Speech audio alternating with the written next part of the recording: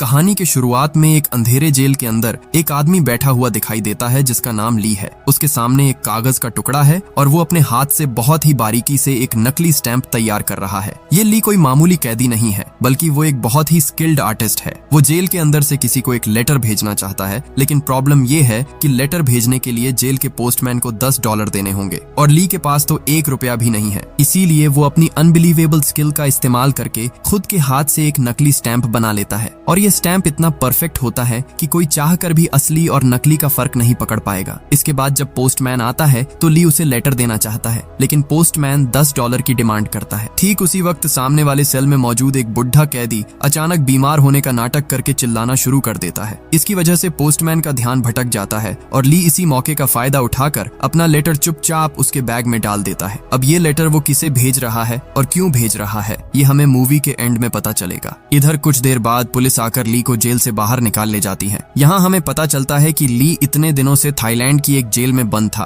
और अब Hong Kong police के इंस्पेक्टर हो उसे अपनी कस्टडी में ले आए हैं। इंस्पेक्टर हो उसे इंट्रोगेशन रूम में बिठाकर एक एक करके उसके खिलाफ लगे सारे चार्जेस पढ़ना शुरू करते हैं। पहला इल्जाम है नकली नोट बनाना। इसके अलावा 2 साल पहले कनाडा के एक हाईवे पर सेंट्रल बैंक की एक गाड़ी पर उसने हमला किया था, जहाँ लगभग 7 गार्ड्स की जान चली गई थी। सिर्फ इतना ही नहीं, इसके बाद शहर में और भी कई अटैक्स हुए थे। पुलिस को शक है कि इन सब के पीछे एक इंटरनेशनल गैंग का हाथ है और ली पर इन सब घटनाओं में सीधे तौर पर शामिल होने का आरोप है। लेकिन ली हमेशा की तरह सारे आरोपों से इनकार करता है। वो बार बार एक ही बात कहता है कि इन सब का मास्टरमाइंड पेंटर नाम का एक बहुत बड़ा माफिया है। हालांकि इस पेंटर का असली नाम क्या है या वो कहाँ मिलेगा, इसके बारे में वो कोई जानकारी नहीं दे पाता। आज भी इंस्पेक्टर हो के सामने पेंटर के बारे में उसके मुंह से कोई काम की बात नहीं निकलती, बल्कि उसके चेहरे पर जबरदस्त खौफ दिखाई देता है। वो रोते हुए कहता है कि पेंटर उसे ढूंढकर मार डालेगा, इसलिए उसे जितनी जल्दी हो सके वापस जेल भेज दिया जाए। इसके बाद पुलिस उसके ब्लड और हेयर सैंपल्स कलेक्ट करके क्राइम स्पॉट पर मिले डीएनए से मैच करती है और रिजल्ट में हर एक सैंपल ली के साथ पूरी तरह मैच हो जाता है। इसका मतलब है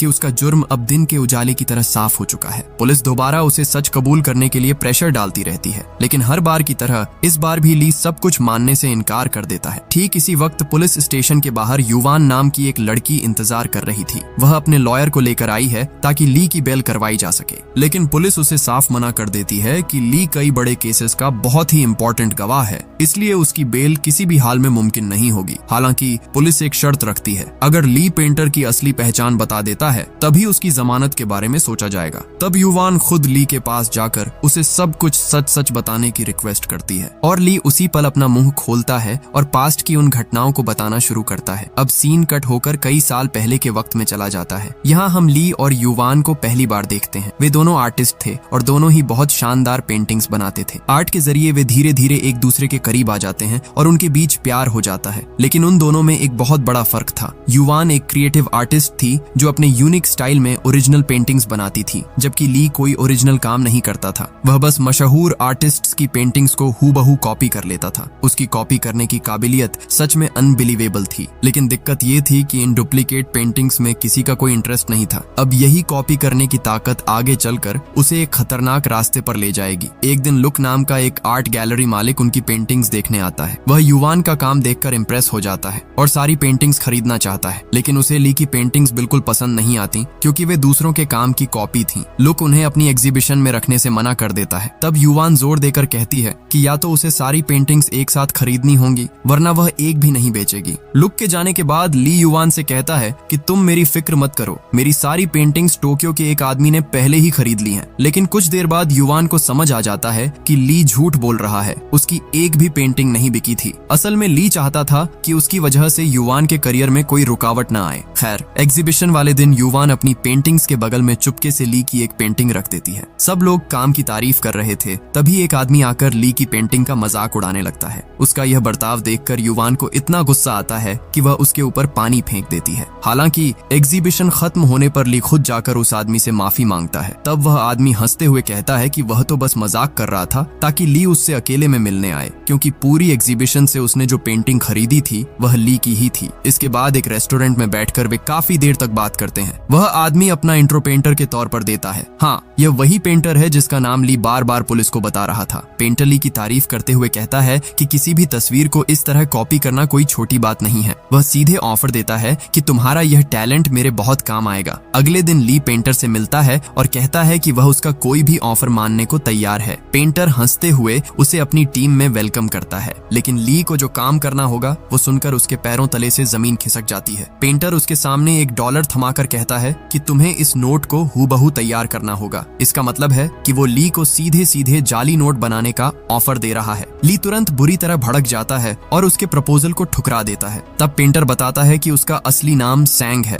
पिछले 3 जनरेशन से वे जाली नोट छापने का बिजनेस कर रहे हैं, लेकिन आज तक किसी को जेल नहीं जाना पड़ा क्योंकि वो ये सारा काम बहुत ही सावधानी से करता है। अब सवाल यह है कि क्या ली आखिर में इस खतरनाक ऑफर के लिए राजी होता है? पेंटर तब ली को समझाने लगता है कि ये जो नया डॉलर छापा गया है इसमें मौजूद तस्वीरें और लेटर्स का पैटर्न इतना कॉम्प्लिकेटेड है कि हाई क्वालिटी के महंगे प्रिंटर्स भी उसे ठीक से प्रिंट नहीं कर सकते। इसलिए यहाँ ली के हाथों की उस अनबिलीवेबल स्किल की जरूरत होगी और ली का काम देखकर ही पेंटर उसे इस ऑफर के लिए राजी करना चाहता है। ली पहले तो मना कर देता है, लेकिन अपनी खराब माली हालत के बारे में सोचकर आखिरकार मान जाता है। उस वक्त युवान एक एग्जीबिशन के लिए अमेरिका जा रही थी, इसीलिए ली उसे कुछ भी बताए बिना चुपचाप वहाँ से निकल आता है। इधर पेंटर उसे प्लेन से कनाडा ले जाता है। वहाँ वो ली को अपनी पूरी टीम से मिलवाता है। इस टीम में जाली नोट बनाने में 20 साल का एक्सपीरियंस रखने वाले कुछ उस्ताद लोग हैं। हर कोई किसी न किसी काम में बिल्कुल एक्सपर्ट है। वे सब मिलकर जाली नोट बनाने का एक बड़ा प्लान तैयार करने बैठते हैं। यहाँ हमें समझ आता है कि अमेरिकन डॉलर को कॉपी करना कोई बच्चों का खेल नहीं है। हर US डॉलर पर बेंजामिन फ्रैंकलिन की एक फोटो होती है और यह फोटो कई बारीक लेयर्स के जरिए बनाई जाती है। फ्रैंकलिन के कॉलर पर छोटे छोटे लेटर्स में यूनाइटेड स्टेट्स ऑफ अमेरिका लिखा होता है। अब नए नोट्स में अमेरिकन सरकार ने और भी कई सिक्योरिटी लेयर्स जोड़ दी हैं, जिसकी वजह से बारीक पेंटिंग या एडवांस प्रिंट के बिना इस नोट को कॉपी करना बिल्कुल नामुमकिन है। सिर्फ इतना ही नहीं, नोट्स में एक खास इंक का इस्तेमाल किया गया है जो एक तरफ से देखने पर पर्पल और दूसरी तरफ से देखने पर गोल्डन दिखाई देती है। इस चीज को मोर इफेक्ट कहा जाता है, यानी इंक में एक कलर चेंजिंग इफेक्ट है। इसका मतलब है कि इस नोट को बनाने के लिए उन्हें असली पेपर और यह खास इंक दोनों का जुगाड़ करना होगा। अब पेंटर की पूरी टीम इन प्रॉब्लम्स के सॉल्यूशन पर दिमाग लगाने लगती है। सबसे बड़ा चैलेंज था वाटरमार्क लगाने का काम। इसके लिए वे पुराने चाइनीज आर्टिस्ट्स की टेक्निक फॉलो करके 3 अलग अलग लेयर्स पर पेंट करने का प्लान बनाते हैं। सबसे बीच वाली लेयर पर बहुत ही बारीकी से वाटरमार्क सेट किया जाएगा और ये पूरा काम ली को अपने हाथों से पूरा करना होगा। अब मेन काम शुरू करने से पहले ली कुछ प्रैक्टिस नोट्स तैयार करता है। वो इतने परफेक्ट तरीके से नोट ड्रॉ करता है कि टीम के सभी लोग उसका काम देखकर पूरी तरह से हैरान रह जाते हैं। इसी तरह कुछ दिन प्रैक्टिस करने के बाद वे अचानक ईस्टर्न यूरोप चले जाते हैं। वहाँ एक नीलामी में पुराने बैंक नोट छापने की मशीन बिक रही थी और वे उसे खरीद लेते हैं। अब सवाल आता है कि असली बैंक नोट जैसा कागज कहाँ से आएगा। तब पेंटर एक कमाल की जानकारी देता है। वो बताता है कि USA सरकार जिस कागज से नोट छापती है, ठीक उसी क्वालिटी के कागज से वे टेलीफोन डायरेक्टरी भी तैयार करते हैं। बस ये बात सुनते ही वे उस डायरेक्टरी के छापे खाने में जाकर मालिक से सीधे 500 टन पेपर खरीद लेते हैं। अब इन पेपर्स को लेकर ली के डिजाइन के हिसाब से जाली नोट छापने का काम शुरू होता है। नीलामी से खरीदी गई उस विशाल मशीन में नोट पर नोट छपने लगते हैं और ये नोट देखने में बिल्कुल असली नोट जैसे ही लगते हैं। लेकिन एक बड़ी प्रॉब्लम अभी भी बाकी थी और वो थी कलर चेंजिंग मोर इफेक्ट। इसके लिए जो खास इंक चाहिए वो सिर्फ सरकारी दफ्तरों के पास ही मिलती है और इस इंक को हासिल करने के लिए पेंटर एक खौफनाक प्लान बनाता है। खैर, पेंटर अपनी टीम के साथ सेंट्रल बैंक की एक गाड़ी पर सीधा हमला बोल देता है। उस गाड़ी में उस कलर चेंजिंग इंक के कई बैरल थे और पेंटर उन्हें ही लूटने आया था। अब न चाहते हुए भी ली को इस काम में उसके साथ जाना पड़ता है। गाड़ी छीनने की कोशिश के दौरान गार्ड्स गोलियां चलाना शुरू कर देते हैं और जवाब में पेंटर की गैंग भी पलटवार करती है। इस भीषण गोलीबारी के बीच बेचारा ली बुरी तरह फंस जाता है। तभी एक गार्ड अचानक ली की तरफ बंदूक तान देता है, लेकिन ठीक उसी वक्त पेंटर आकर उस गार्ड को गोली मारकर खत्म कर देता है। इसके बाद पेंटर बम फेंककर दूर की एक गाड़ी को उड़ा देता है, जिसकी वजह से बाकी गार्ड्स भी मारे जाते हैं। फिर वे इंक के बैरल लूटकर तेजी से वहां से रफू चक्कर हो जाते हैं। लेकिन इतने सब के बीच पहली बार पेंटर का ऐसा हिंसक रूप देखकर ली के अंदर रूह कांप जाती है। अब तक डरते डरते जाली नोट तो बना रहा था, लेकिन उसने कभी नहीं सोचा था कि उसे खून खराबे में भी शामिल होना पड़ेगा। पर अब वो एक ऐसे दलदल में फंस चुका था जहां से बाहर निकलने का कोई रास्ता रास्ता नहीं था। इधर मोर इफेक्ट वाली इंक लाने के बाद वे उसे प्रिंटर में लगाकर दोबारा नोट छापना शुरू करते हैं और अब जो नोट बाहर निकलते हैं उन हर एक नोट में असली नोट की तरह ही कलर चेंजिंग इफेक्ट दिखाई देता है। ये नजारा देखकर पूरी टीम खुशी से उछलने लगती है क्योंकि उन्होंने कुछ ऐसा बना लिया था जिसे असली नोट से अलग करना नामुमकिन था। लेकिन ली अंदर ही अंदर बहुत ज्यादा गिल्ट महसूस कर रहा था। वह पेंटर से पूछता है कि जब यह इंक खत्म हो जाएगी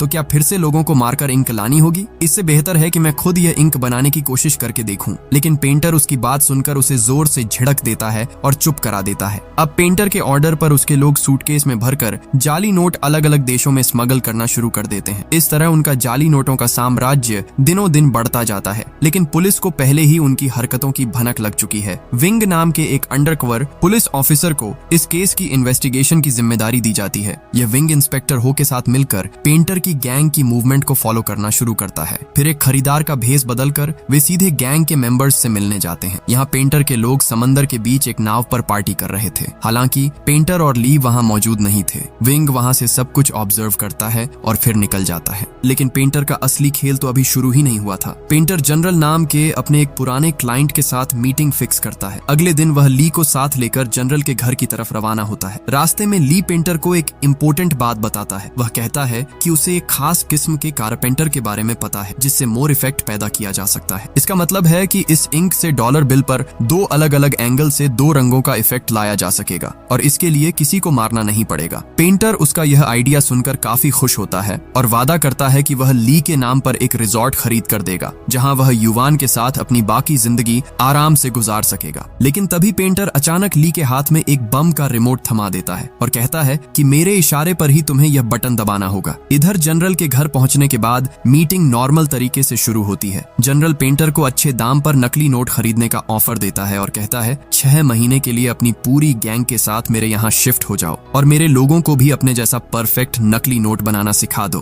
फिर जनरल हंसते हुए कहता है अगर तुम्हारे पिता जिंदा होते तो वे इस डील के लिए तुरंत मान जाते। यह बात सुनते ही पेंटर के चेहरे के हाव भाव भयानक तरीके से बदल जाते हैं। वह धीरे से कुर्सी से उठकर जनरल के पास जाता है और उसके कान में फुसफुसाते हुए कहता है 7 साल पहले तुमने ही मेरे पिता का खून किया था। यह सुनकर जनरल समझ जाता है कि पेंटर यहाँ बिजनेस करने नहीं बल्कि बदला लेने आया है। पेंटर अपनी शर्ट खोलकर दिखाता है कि उसकी पूरी बॉडी पर बम बंधे हुए हैं। फिर वह चिल्लाकर ली को रिमोट का बटन दबाने के लिए कहता है, लेकिन डर के मारे थर थर कांप रहा ली अपना हाथ तक नहीं हिला पा रहा है। पेंटर के और भी जोर से डांटने पर ली के हाथ से रिमोट जमीन पर गिर जाता है और गिरते ही उसका स्विच दब जाता है। लेकिन धमाका पेंटर की बॉडी पर बंधे बमों से नहीं होता क्योंकि वे तो नकली थे। असल में ब्लास्ट बाहर पार्क की हुई पेंटर की गाड़ी में होता है। मतलब क्या ही बोलूं, यह आदमी अपनी गाड़ी में पूरा का पूरा बम लेकर घूम रहा था। धमाके के जोरदार झटके से जनरल के कई लोग वहीं ढेर हो जाते हैं। बाकी लोग दौड़ कर आते हैं और पेंटर पर गोलियां चलाने लगते हैं। लेकिन पेंटर दोनों हाथों में 2 पिस्टल लेकर ऐसे स्टाइल में गोलियां चलाता है कि एक के बाद एक लोग जमीन पर गिरने लगते हैं। लेकिन यह तो बस शुरुआत थी क्योंकि जनरल भी कोई कच्चा खिलाड़ी नहीं था,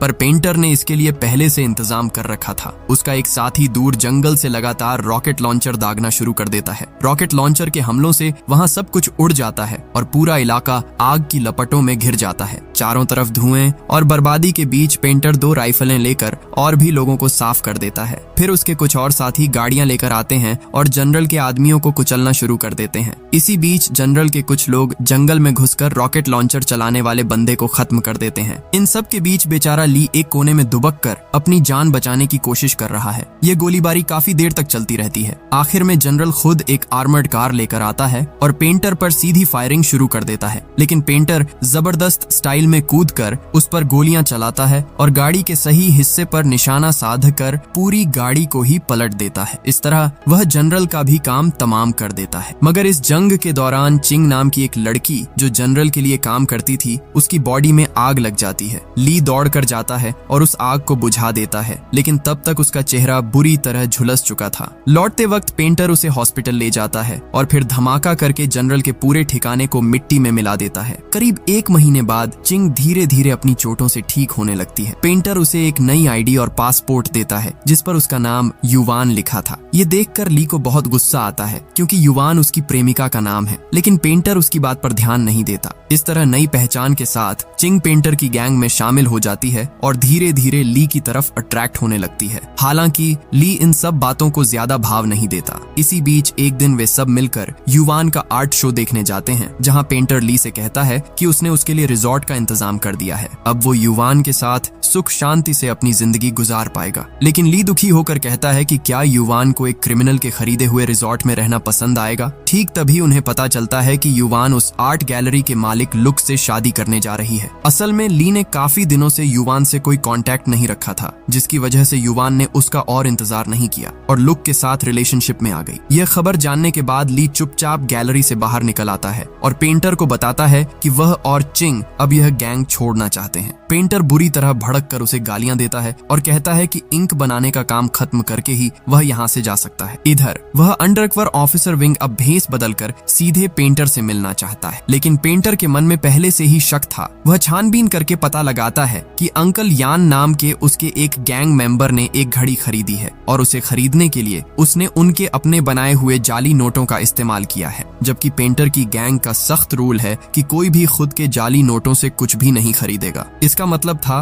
कि यान ने रूल्स तोड़े हैं और उसकी इसी गलती की वजह से पुलिस को उनकी हरकतों का पता चल गया है। इसी वजह से पेंटर यान को सजा देना चाहता है। यान उसके सामने गिरकर गिड़गिड़ाने लगता है और अपनी पत्नी और बेटी की जान की भीख मांगता है, क्योंकि पेंटर का एक और खौफनाक नियम है, अगर कोई गलती करता है तो उसके परिवार को भी खत्म कर दिया जाता है। लेकिन पेंटर यान की रोने धोने वाली बातों पर ध्यान नहीं देता और ठंडे दिमाग से सीधे उसे गोली मार देता है। यह बेरहम कत्ल देखकर ली खुद पर काबू नहीं रख पाता। वह तुरंत पेंटर पर झपट पड़ता है, लेकिन पेंटर उसके कान के पास से गोली चला देता है और उसके चेहरे पर एक जोर का मुक्का जड़ देता है। इधर विंग दोबारा भेस बदलकर पेंटर से मिलने आता है, लेकिन पेंटर को उसके सारे प्लान पहले से पता थे, इसलिए बात करने के दौरान वह अचानक ली से कहता है कि वह विंग को गोली मार दे। लेकिन इस बार भी ली अपनी जगह से हिल नहीं पाता। आखिर में पेंटर खुद ही विंग को गोली मारकर खत्म कर देता है। इसके बाद वह ली पर और भी ज्यादा भड़क जाता है और उसके सामने कुछ ऐसा रिवील करता है जिसे सुनकर ली के पूरे शरीर में ठंडी लहर दौड़ जाती है। पेंटर दिखाता है कि उसने युवान और उसके होने वाले पति लुक को इस वक्त बंधक बना रखा है, यानी इस आदमी ने किसी तरह युवान और लुक को किडनैप कर लिया था, सिर्फ ली को ब्लैकमेल करने के लिए। पेंटर ली को सीधे लुक पर गोली चलाने के लिए कहता है, लेकिन ली इसके लिए बिल्कुल राजी नहीं होता। वह उल्टा पेंटर पर ही पिस्तौल तान देता है। इसी दौरान ट्रिगर दबने से अंधाधुंध गोलियां चलती हैं, जिसमें लुक मारा जाता है। इसके बाद पेंटर और ली के बीच एक जबरदस्त गन फाइट शुरू हो जाती है। इसी दौरान चिंग आकर पेंटर के आदमियों को एक के बाद एक खत्म करने लगती है। आखिर में ली सीधे पेंटर के सीने में गोली मारकर उसे भी खत्म कर देता है। इधर ली युवान को बचाना चाहता है, लेकिन चिंग युवान को जान से मारने की धमकी देकर उसे रोक देती है। असल में चिंग ली की तरफ काफी अट्रैक्ट हो गई थी, इसलिए वह किसी भी हाल में युवान को ली के पास नहीं जाने देना चाहती थी। ली के पास और कोई रास्ता नहीं बचता, इसलिए वह युवान को वहीं छोड़कर वहां से निकलने पर मजबूर हो जाता है। इसके बाद वह पैसों का बैग लेकर उसी रिजॉर्ट में चला जाता है जो पेंटर ने उसके लिए खरीदा था। अगली सुबह ली अखबार में पढ़ता है कि पुलिस को पेंटर की डेड बॉडी नहीं मिली है। तब उसके दिमाग में एक ही ख्याल आता है कि शायद पेंटर मरा नहीं है और वह युवान को मारकर बदला लेगा। इसलिए ली युवान को बचाने के लिए तेजी से निकलता है, लेकिन इसी बीच रास्ते में पुलिस आकर उसे अरेस्ट कर लेती है। यानी इसके बाद जो हुआ वह हमने मूवी की शुरुआत में देखा था। पुलिस ली के सामने शर्त रखती है कि अगर वह पेंटर के बारे में सारी जानकारी देगा तभी उसे जमानत मिलेगी, और जिस युवान को ली छोड़कर आया था वही युवान उसे बचाने आई है, क्योंकि ली ने जेल से लेटर लिखकर उससे माफी मांगी थी। याद है मूवी की शुरुआत में नकली स्टैंप लगाकर लेटर भेजने वाली बात? वह लेटर असल में इसी युवान को भेजा गया था। इधर युवान की सलाह पर ली पेंटर के बारे में शुरू से लेकर अंत तक सब कुछ पुलिस को सच सच बता देता है। पुलिस उसे पेंटर का एक स्केच बनाने के लिए कहती है, जिसके बाद उसकी जमानत हो जाती है और पुलिस उसे एक होटल में ले जाकर छोड़ देती है। वहाँ ली युवान से माफी मांगता है और उनके बीच एक रोमांटिक पल बीतता है। ठीक उसी वक्त इंस्पेक्टर हो को पुलिस की वर्दी पहने एक आदमी दिखाई देता है, जिसका चेहरा ली के बनाए हुए पेंटर के स्केच से हूबहू मिलता है। और मजेदार बात यह थी कि वह आदमी पुलिस की वर्दी पहनकर खुद पुलिस स्टेशन के अंदर जा रहा था, इसीलिए वो अपनी टीम के साथ मिलकर उसे तुरंत अरेस्ट कर लेता है। सबको लगता है कि देश का मोस्ट वांटेड क्रिमिनल आखिर पकड़ा गया, लेकिन वह आदमी हैरान होकर चिल्लाता है, मैं क्रिमिनल कब से हो गया? मैं तो एक मामूली पुलिस कांस्टेबल हूँ। जब वह अपनी आईडी दिखाता है तो इंस्पेक्टर हो का चेहरा सफेद पड़ जाता है, क्योंकि अब उसे समझ आ जाता है कि ली ने उन सबको को इतनी देर से बेवकूफ बनाया है। लेकिन यकीन मानिए, असली सच तो अभी बाकी है और ये इतना चौंकाने वाला है कि आप दंग रह जाएंगे। क्या आप अभी तक बात समझ पाए? इतनी देर से जिस भयानक पेंटर की कहानी सुनाई जा रही थी, वह पेंटर असल में कोई और नहीं बल्कि खुद ली है। जाली नोट डिजाइन करने से लेकर सेंट्रल बैंक की गाड़ी पर हमला करने और जनरल के ठिकाने पर नरसंहार करने तक ये सब कुछ उसने अकेले ही अंजाम दिया था। लेकिन खुद को बचाने के लिए उसने पुलिस के सामने बहुत ही मासूम बनकर पेंटर नाम का एक काल्पनिक किरदार खड़ा कर दिया और जिस बेचारे पुलिस कांस्टेबल को उसने गिरफ्तारी के वक्त ड्यूटी पर देखा था, उसी का चेहरा उसने पेंटर के स्केच के तौर पर बना दिया। सोचिए, पूरी मूवी के दौरान हमें लगा कि ली एक मासूम आर्टिस्ट है जिसे जबरदस्ती इस जुर्म में घसीटा गया, जबकि वही इस पूरे ऑपरेशन का असली मास्टरमाइंड था। सिर्फ इतना ही नहीं, और भी भयानक सच ये है कि चीन से आने के बाद ली की युवान से कभी मुलाकात ही नहीं हुई थी। जो लड़की उसे बचाने पुलिस स्टेशन आई थी और जिसके साथ वह होटल में था, वह असल में युवान नहीं थी, वह वही चिंग थी जिसकी ली ने प्लास्टिक सर्जरी करवाकर उसे युवान का चेहरा दे दिया था। याद है, जनरल के ठिकाने पर उस जंग के दौरान चिंग का चेहरा झुलस गया था। ठीक उसके बाद ली ने उसे युवान जैसा बनवा दिया, क्योंकि वह असली युवान को कभी हासिल नहीं कर सका था, इसलिए उसने चिंग को युवान बनाकर अपने पास रख लिया। खैर, अगले दिन नकली युवान बनी हुई चिंग बुरी तरह चिढ़ जाती है। उसे समझ आ जाता है कि ली ने उसे कभी चिंग के तौर पर प्यार किया ही नहीं, वह तो बस उसके अंदर युवान का चेहरा ढूंढता रहा। इसी गुस्से में चिंग असली युवान और उसके बॉयफ्रेंड लुक को किडनैप कर लेती है और ली से कहती है, अगर तुम वाकई मुझसे प्यार करते हो तो इन्हें खत्म कर दो। तब उनके बीच गन फाइट शुरू होती है और उस गोलीबारी में लुक मारा जाता है। इसके बाद जब ली वहां से भागता है तो पुलिस उसे पकड़ लेती है, लेकिन वही चिंग फिर से उसे बचाने आती है क्योंकि ली ने जेल से लेटर लिखकर उससे माफी मांगी थी। अब यह सारा सच जानने के बाद इंस्पेक्टर हो तुरंत होटल की तरफ भागता है, लेकिन तब तक बहुत देर हो चुकी थी। होटल के सारे गार्ड्स को खत्म करके ली और चिंग पहले ही फरार हो चुके थे। अब वे दोनों समंदर के रास्ते एक बोट में बैठकर हांगकांग से बहुत दूर भाग रहे थे। लेकिन तभी चिंग अचानक एक ऐसी बात बताती है जिसे सुनकर ली का दिल टूट जाता है। चिंग बताती है कि वह जानबूझकर बोट को गोल गोल घुमा रही है और यहाँ आने से पहले उसने एक लाइटर पर बोट का नंबर लिख दिया था ताकि पुलिस उन्हें आसानी से ढूंढ ले। अब इसका कारण क्या था? क्योंकि चिंग समझ गई थी कि ली उसे कभी प्यार नहीं करेगा, वह सिर्फ उसके चेहरे में बसी युवान से प्यार करता है। यानी चिंग भी अब ली से बदला लेना चाहती है। तभी ली देखता है कि पुलिस ने उन्हें चारों तरफ से घेर लिया है। वह तेजी से बोट चलाकर भागना चाहता है, लेकिन चिंग ने बोट में पहले से ही एक्सप्लोसिव्स छिपा रखे थे। वह ट्रिगर दबा देती है और एक जोरदार धमाके के साथ पूरी बोट आग के गोले में बदल जाती है। आखिर में वह आग उन दोनों को निगल लेती है। ली की मौत के बाद इंस्पेक्टर हो असली युवान के पास जाता है। वह उसे बताता है कि उन्होंने पेंटर की पहचान कर ली है। अब युवान को तो यह पता ही नहीं था कि ली ही असली पेंटर है, क्योंकि किडनैप के वक्त उसकी आंखों पर पट्टी बंधी थी। जब इंस्पेक्टर हो उसे ली की फोटो दिखाता है तो वह कहती है, हाँ, मैं इस आदमी को जानती हूँ, ये कभी मेरा पड़ोसी हुआ करता था। इसका मतलब ये है कि ली और युवान के बीच कभी कोई रिश्ता था ही नहीं। उसका प्यार पूरी तरह से एक तरफा था और उसने कभी युवान से अपने दिल की बात भी नहीं कही थी। वह उसके लिए इतना ऑब्सेस्ड था कि वह युवान जैसा आर्टिस्ट बनना चाहता था, लेकिन उसके जैसा ओरिजिनल आर्टिस्ट बनना ली के बस में नहीं था। इसीलिए उसने अपनी कॉपी करने की जबरदस्त स्किल का इस्तेमाल करके एक गलत रास्ता चुन लिया। उसका प्लान था कि बहुत सारा पैसा कमाकर वह एक दिन युवान के सामने सिर उठाकर खड़ा होगा, लेकिन उसका वह सपना भी आखिरकार राख हो गया। समंदर के काले पानी में बिखरे हुए बोट के टुकड़े, जलते हुए कागज की राख और एक कमाल के टैलेंट का यह बेकार अंत, जिससे उसने प्यार किया वह उसे जानती तक नहीं थी, और जिसने उसे प्यार किया उसकी उसने कभी कद्र नहीं की। और यहीं पर यह कहानी खत्म हो जाती है।